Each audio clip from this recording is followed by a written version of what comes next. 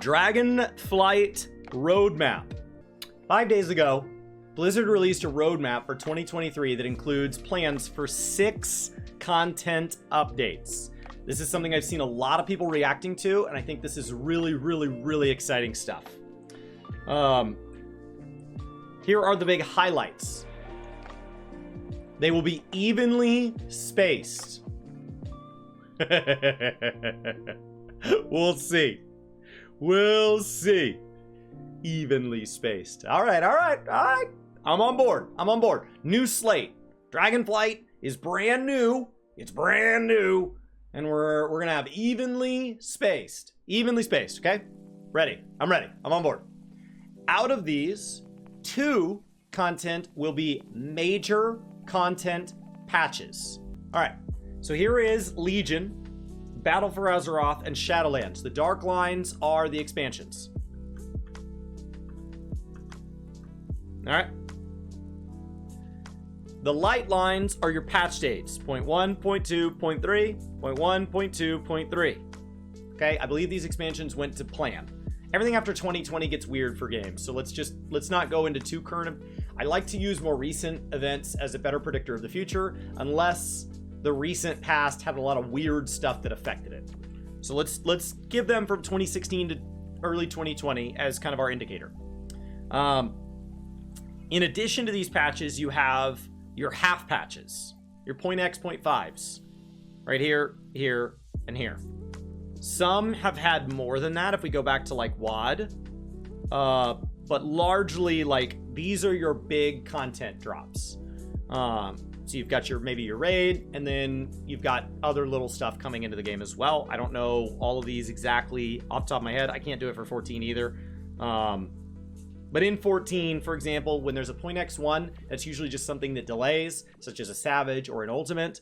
The half patch is fully loaded, and then the late expansion is when we do things like we add echoes, or something like that, where something needs to get unlocked. And then the question starts to be just how subset are you going to make these, and what are these intervals?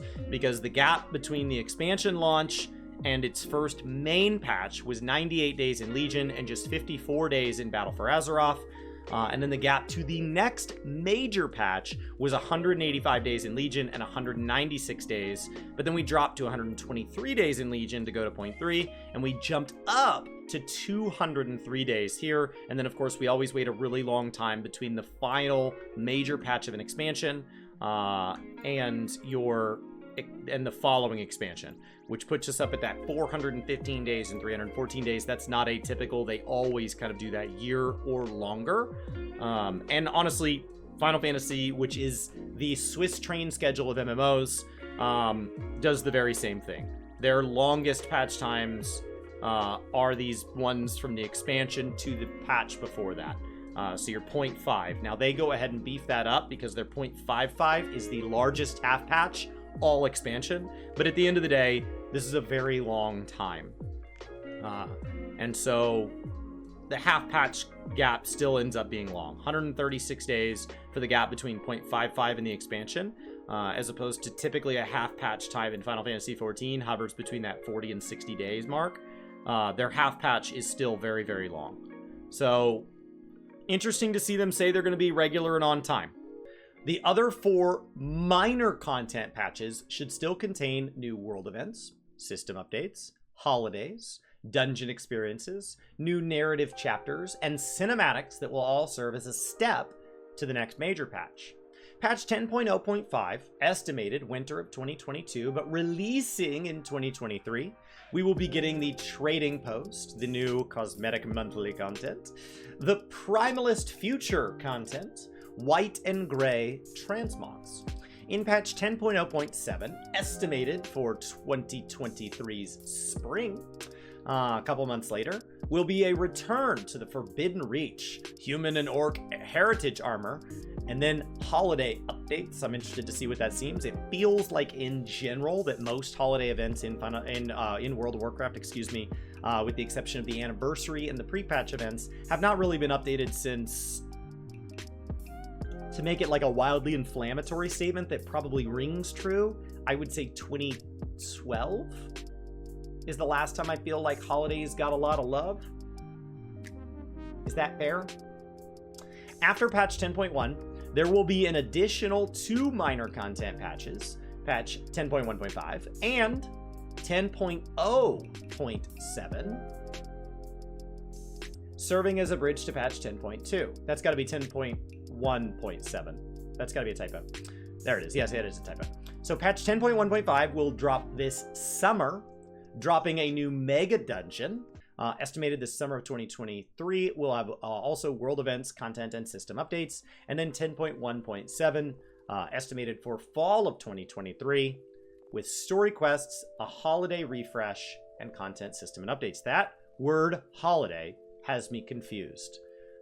Seasonal rewards, I assume could be PvP seasons, but the word seasonal, that idea that something comes around and then disappears, maybe for a length of time, is something that I'm interested in, but more specifically the word holiday. The word holiday appears right here for the first time, but then it turns right back around, and we know that the trading post references holidays. There is a holiday update here, and then we have holiday refresh here. And so that word holiday showing up over and over and over has me really confused. Here is the blue post. It's been an inspiring month for World of Warcraft team as we've watched the world soar over the Dragon Isles, defend their renowned allies from the Primalist threat, stay a while and listen to the great tales of regrets, craft inspired items, delve into dungeons, and make vast quantities of soup. Oh, with the Tuscar soup there. But this tale is just beginning. A WoW expansion is not a single moment in time, but a journey.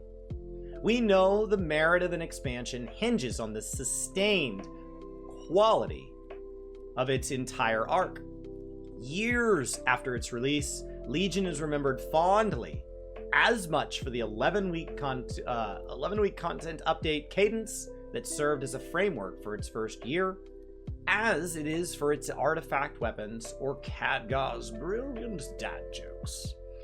In planning out the road ahead, following the release of Dragonflight, we've been mindful of the duty we owe our players to nurturing this living world and, frankly, the need to do better than we have at times in the recent past. Our goal for Dragonflight is that there should always be something right around the corner. And with a new update hitting our test realms shortly after the last one is live and in your hands. In total, we are planning to deliver 6 content patches, fairly evenly spaced, over the course of 2023. This will include 2 major updates, the traditional pillars of our expansions, with new zones, raids, and seasonal rewards, such as like season of like they're talking about seasons like a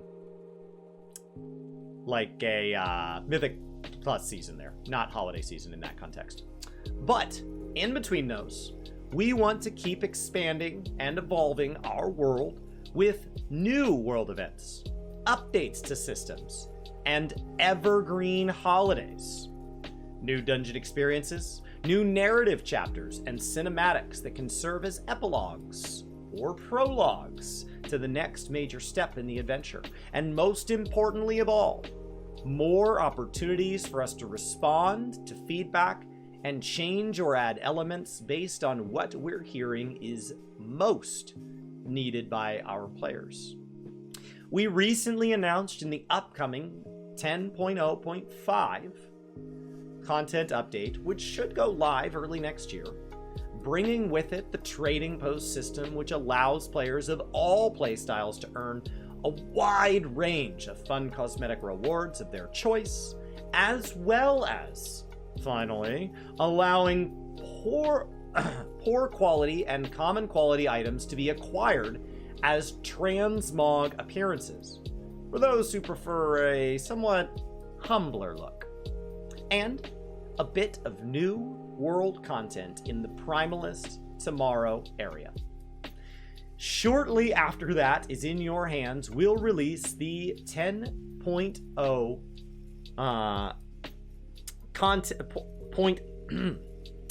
Shortly after that is in your hands, we'll release the 10.0.7 content update onto our public test realm. 10.0.7 will contain a new quest campaign and repeatable world content set in the Forbidden Reach, as the Drakthir return to their place of confinement, along with somewhat unexpected guests, to learn more about their origins. No, that can't be real.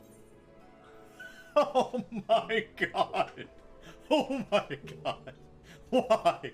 Why would you pay that? And their destiny, such as Dark Lantern supporting us for 63 months.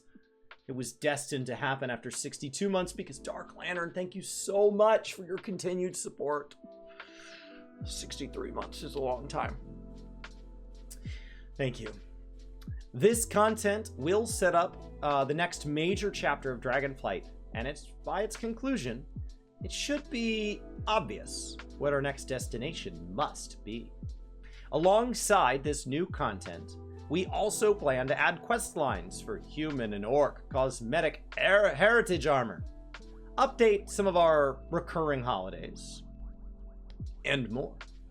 There will also be a 10.1.5 and 10.1.7 content update coming in the second half of the year, bridging the period between our second and third major update.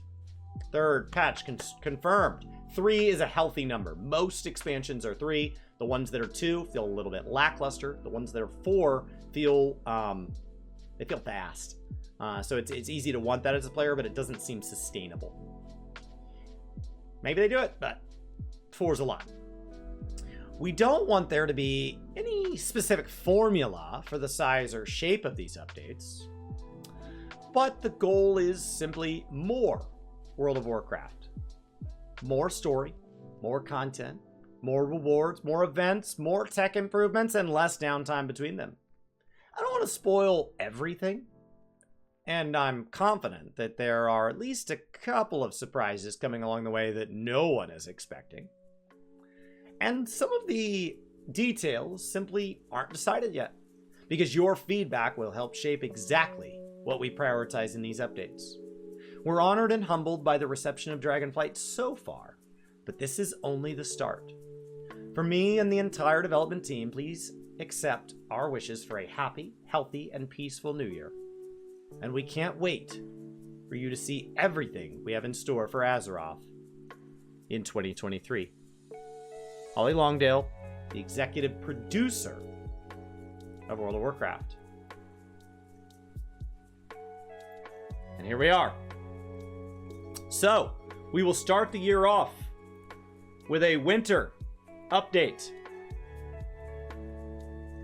a spring update, a summer update, and a fall update.